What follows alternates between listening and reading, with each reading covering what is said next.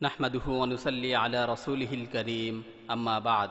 সম্মানিত উপস্থিতি, আপনারা সকলেই অবগত আছেন যে কথিত বর্ষবরণ ও পহেলা বৈশাখ উদযাপনের জন্য সরকার সকল শিক্ষা প্রতিষ্ঠানে মঙ্গল শোভাযাত্রা পালনকে বাধ্যতামূলক করেছে।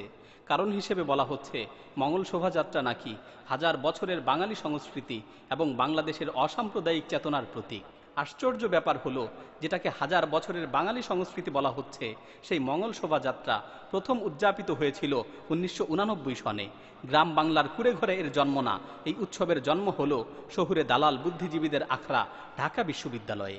অর্থাৎ 27 বছর আগে শহরের মাঝে শহুরে লোকদের আড্ডাখানায় তৈরি করা এক উৎসব কোনো এক অদ্ভুত কারণে হাজার বছরের আবহমান বাংলার সংস্কৃতিতে পরিণত হয়েছে। আবার অসাম্প্রদায়িক চেতনার প্রতীক বলে দাবি করা এই কথিত শোভাযাত্রা কোনো ক্রমেই অসাম্প্রদায়িক তো নয়ই, বরং এর প্রতিটি অংশ একটি বিশেষ সম্প্রদায়ের ধর্মীয় উৎসবের সাথে সম্পৃক্ত। পেঁচা, পাখি, কুমির সহ নানা জন্তু জানোয়ারের মূর্তি বানানো, সেই মূর্তি নিয়ে কল্যাণ আর মঙ্গল কামনা করার জন্য বিশেষ পোশাক পরে গান বাজনা আর নাচানাচি করতে করতে মিছিল করা, এই হলো মঙ্গল শোভাযাত্রা। এই কথিত অসাম্প্রদায়িক উৎসবে আসলে কি হয় তার দিকে তাকালে যে কোনো বিবেকবান ও বিবেচনা বোধ সম্পন্ন ব্যক্তির কাছে এই সত্য পরিষ্কার হয়ে যেতে বাধ্য যে হিন্দুদের দুর্গা পূজা, সরস্বতী পূজা সহ নানা পূজার সাথে এর কোনো মৌলিক পার্থক্য নেই। এমনকি এই কথিত অসাম্প্রদায়িক উৎসবের নামও নেওয়া হয়েছে হিন্দু মুশরিকদের দেবতা মঙ্গলের নাম থেকে। পূজায় ব্যবহৃত প্রদীপকে মঙ্গল প্রদীপ বলা হয়। হিন্দুদের বিয়ের প্রথম উৎসবকে বলা হয় মঙ্গলাচরণ। মুশরিক হিন্দুদের বিশ্বাস অনুযায়ী মঙ্গল হচ্ছে যুদ্ধ, যৌনতা আর শক্তির দেবতা। আর সত্যি এই উৎসবের দিনে অসাম্প্রদায়িকতা আর সংস্কৃতির নামে অবাধ যৌনতায় মেতে ওঠাটাই এখন রীতিতে পরিণত হয়েছে, যার বাস্তবতা 2015 সালের 14 এপ্রিলে টিএসসি ও সোহরাওয়ার্দী উদ্যানে অসাম্প্রদায়িক সংস্কৃতি প্রেমীদের দ্বারা শত শত নারীর যৌন হয়রানির মাধ্যমে সারা দেশের মানুষের কাছে স্পষ্ট হয়েছে। আর 90% মুসলিমদের দেশে মুসলিম ছাত্রছাত্রীদের শিক্ষা প্রতিষ্ঠানে সংস্কৃতি আর ঐতিহ্যের নামে শিরকি পূজায় বাধ্য করার মাধ্যমে এই অঞ্চলের মুশরিক হিন্দুরা তাদের শক্তির জানান দিচ্ছে এবং ইসলাম ও মুসলিমদের বিরুদ্ধে যুদ্ধ ঘোষণা করেছে। এখন যদি কারো এই যুদ্ধের বাস্তবতা সম্পর্কে সন্দেহ থেকে থাকে, তাহলে এই ঘটনা তার জন্য প্রমাণ হিসেবে যথেষ্ট হওয়া উচিত। একটু চিন্তা করুন, আজকে যদি কেউ বলে এই ভূখণ্ডের হিন্দু, বৌদ্ধ, খ্রিস্টানদের, মুসলিমদের কোনো একটি ইবাদত বাধ্যতামূলকভাবে পালন করতে হবে, তাহলে কি তা কখনোই মেনে নেওয়া হবে? অথচ হিন্দুত্ববাদীদের ক্ষমতা আজ এই ভূখণ্ডে কোন পর্যায়ে পৌঁছেছে যে তারা মুসলিমদের বাধ্য করছে তাদের পূজায় অংশগ্রহণ করতে। তারা এটা করছে সরকার ও প্রশাসনের উপর তাদের একচ্ছত্র নিয়ন্ত্রণের মাধ্যমে। আর এই ব্যাপারে জনমতকে প্রভাবিত করার জন্য ব্যবহার করছে তাদের প্রতি অনুগত দালাল মিডিয়াকে। রাষ্ট্রের উপর তারা কর্তৃত্ব স্থাপন করেছে, প্রশাসনের উপর তারা কর্তৃত্ব স্থাপন করেছে। সরকারি চাকরিতে পদে পদে শুধু হিন্দু। মিডিয়াকে সম্পূর্ণভাবে তারা নিয়ন্ত্রণ করছে। চাকরি খাত তারা নিয়ন্ত্রণে নিয়েছে। পুলিশ, র্যাব, ডিবি সহ সরকারের ডাকু বাহিনীগুলো নিয়ন্ত্রিত হচ্ছে দিল্লির নির্দেশনায়। সরকার ও প্রশাসনের পৃষ্ঠপোষকতায় ভারতীয় মারোয়ারি ব্যবসায়ীরা ব্যবসা খাতকে নিয়ন্ত্রণে নিয়েছে।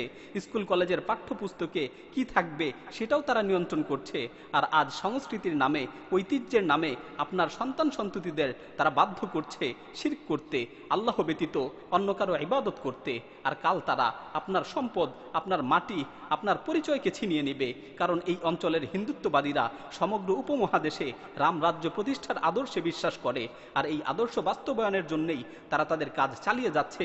বিশ্বাস না হলে গত এক দশকে এই ভূখণ্ডের উপর হিন্দুত্ববাদের আগ্রাসনের বাস্তবতার দিকে তাকিয়ে দেখুন। কল্পনার জগৎ থেকে নেমে আসুন, মনভুলা ক্রিকেট আর মিডিয়ার মায়াজাল ছিঁড়ে বের হয়ে আসুন। বাস্তবতাকে বোঝার চেষ্টা করুন, বাস্তবতাকে উপলব্ধি করার চেষ্টা করুন। সামরিক চুক্তি, মঙ্গল শোভাযাত্রাকে বাধ্যতামূলক করা, রাষ্ট্র প্রশাসনের উপর মালাউনদের নিয়ন্ত্রণ, মিডিয়ার উপর নিয়ন্ত্রণ, ঐতিহ্য, অসাম্প্রদায়িকতা ইত্যাদির নামে হিন্দুত্ববাদের প্রচার, হাইকোর্ট প্রাঙ্গণে মূর্তি স্থাপন, পাঠ্যপুস্তকের মাধ্যমে শিরকের প্রচার, সমাজে ভারতীয় মাদক ও পতিতাদের ব্যাপকতা, বাংলাদেশের অর্থনীতির নিয়ন্ত্রণ ভারতীয়দের হাতে চলে যাওয়া। আজ আপনি এসব যা কিছুই দেখছেন, এর কোনোটাই বিচ্ছিন্ন কোনো ঘটনা না, বরং এর সব কিছুই একই সূত্রে গাথা এক ভয়ঙ্কর ষড়যন্ত্রের অংশ। শত বছরের পুরনো শত্রু এক দীর্ঘমেয়াদী পরিকল্পনা নিয়ে অগ্রসর হচ্ছে। সে তার পরিকল্পনা বাস্তবায়নের প্রায় চূড়ান্ত পর্যায়ে পৌঁছে গেছে, তার প্রস্তুতি সম্পন্ন করেছে। অথচ আপনি আজও বেখবর, আপনি আজও গাফেল হয়ে শুয়ে আছেন।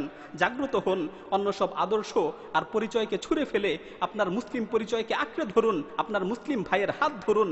কারণ কাল যখন এই মুশরিকরা আপনার উপর আক্রমণ করবে, আপনার পরিবারের উপর আক্রমণ করবে, আপনার ঘরের ঘরের উপর আক্রমণ করবে তখন কাউকে আপনি আপনার পাশে পাবেন না, আপনি শুধুমাত্র আপনার পাশে আপনার মুসলিম ভাইকেই পাবেন। উপলব্ধি করুন এই বাস্তব সত্যকে। কোনো দলীয়, আঞ্চলিক বা রাজনৈতিক সম্পর্ক নয়, হিন্দুত্ববাদের এই আগ্রাসনের মোকাবেলায় কেবলমাত্র বিশুদ্ধ ইসলামী ভ্রাতৃত্বের উপরই আপনি ভরসা করতে পারেন।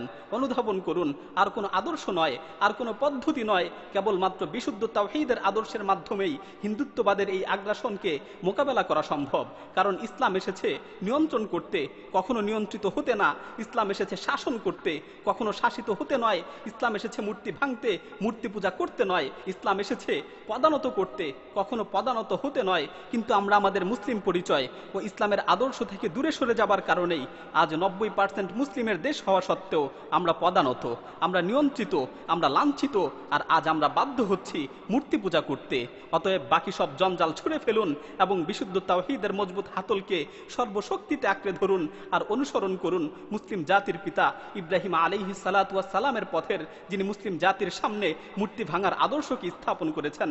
আল্লাহ তাআলা পবিত্র কালামে মাজিদে বলছেন, قد كانت لكم أسوة حسنة في إبراهيم والذين معه إذ قالوا لقومهم إنا براء منكم ومما تعبدون من دون الله كفرنا بكم وبدا بيننا وبينكم العداوة والبغضاء أبدا حتى تؤمنوا بالله وحده। তোমাদের জন্য ইব্রাহিমের মাঝে এবং তার সাথীদের মাঝে উত্তম আদর্শ রয়েছে, যখন তারা তাদের জাতিকে লক্ষ্য করে বলেছিল, আমরা তোমাদের থেকে সম্পর্ক ছিন্ন করছি এবং তোমরা আল্লাহকে বাদ দিয়ে যাদের ইবাদত করছো তাদের থেকেও সম্পর্ক ছিন্ন করছি। কাফারনা বিকুম, আমরা তোমাদেরকে মানি না। ওয়াবাদা বাইনানা ওয়া বাইনাকুমুল আদাওয়াতু ওয়াল বাগদাউ আবাদা, আজকে থেকে আমাদের মাঝে এবং তোমাদের মাঝে চিরশত্রুতা, চিরবিদ্বেষ। হাত্তা তুমিনু বিল্লাহি ওয়াহদাহ, যতক্ষণ না তোমরা এক আল্লাহর প্রতি ঈমান আনো।